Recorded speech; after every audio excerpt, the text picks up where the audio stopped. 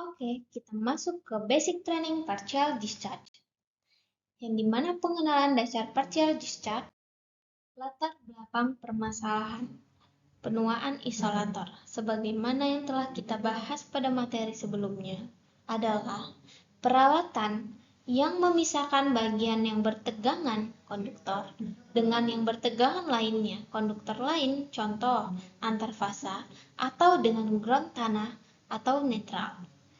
Seiring berjalannya waktu, isolator dengan waktu operasi tertentu akan mengalami penuaan atau aging. Hal itu biasanya diakibatkan oleh tim atau disebut tim analisis, yaitu singkatan dari tim tadi yang dimana T-nya itu thermal, merupakan temperatur maksimum gradient temperatur, yang E-nya electrical, yaitu tegangan atau medan, arus, dan frekuensi. A. Ambient, kelembapan, gas, radiasi, UV, zat kimia. M. Mechanical, kompresi, vibrasi. Akibat dari latar belakang masalah tersebut, penuaan isolator dapat memicu partial discharge (PD) saat isolator mengalami penuaan atau degrasi seiring waktu, kekuatan isolasinya dapat menurun. Ketika isolasi tidak lagi sebaik semula, bisa terjadi titik-titik lemah, seperti retakan mikroskopis atau catatan lainnya. Ini meningkatkan kemungkinan terjadinya partial discharge. Lalu, apa itu partial discharge?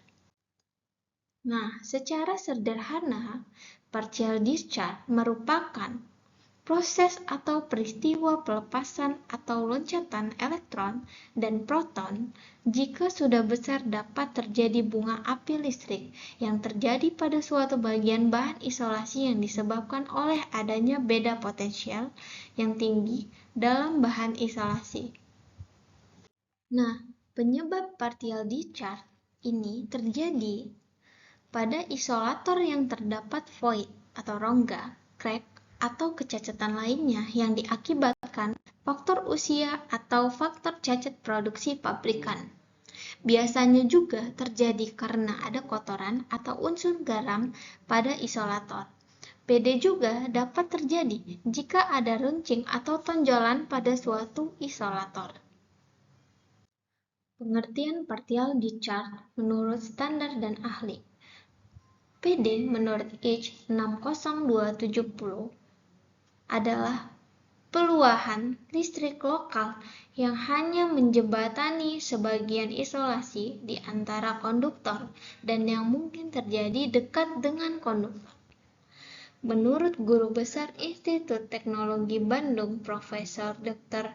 Insinyur Suwarno dalam papernya yang berjudul Partial Discharge in High Voltage Insulation mengatakan bahwa partial discharge akan muncul ketika medan listrik dalam void atau gelembung melebihi kekuatan medan listrik gas dalam void atau gelembung tersebut. Klasifikasi partial discharge. Sumber partial discharge dapat diklasifikasi ke dalam 3 kelompok, yaitu pertama, internal discharge merupakan partial discharge yang terjadi di dalam isolator. Yang kedua, surface discharge merupakan partial discharge yang terjadi pada permukaan isolator.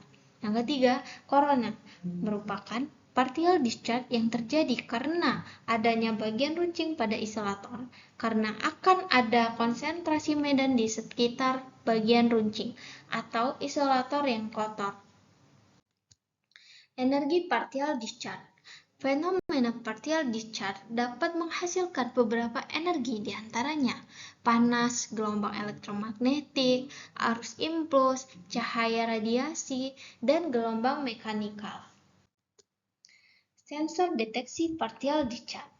Karena partial discharge ini bisa menghasilkan beberapa energi dan energi yang dihasilkan akan terlihat dominan pada beberapa jenis peralatan, maka untuk menentukan atau melihat partial discharge biasanya mempertimbangkan energi yang paling dominan yang dihasilkan. Maka dari itu, ada beberapa sensor untuk mendeteksi partial discharge. Berdasarkan energi yang dihasilkan, diantaranya yaitu dapat dilihat pada tabel berikut. Partial discharge sinyal, sensor, dan application. Akibat partial discharge walaupun tidak membuat down suatu peralatan dan tidak mengganggu operasi, jika dibiarkan terus-menerus maka akan terjadi discharge secara total, akan terjadi breakdown yang akan mengakibatkan kelumpuhan operasi listrik. Maka dari itu, antisipasi dan diagnosis terhadap peralatan jaringan menengah dan tinggi perlu dilakukan agar mengetahui partial discharge lebih awal dan dapat memperbaiki atau mengatasi masalah partial discharge sebelum terjadi discharge total atau breakdown.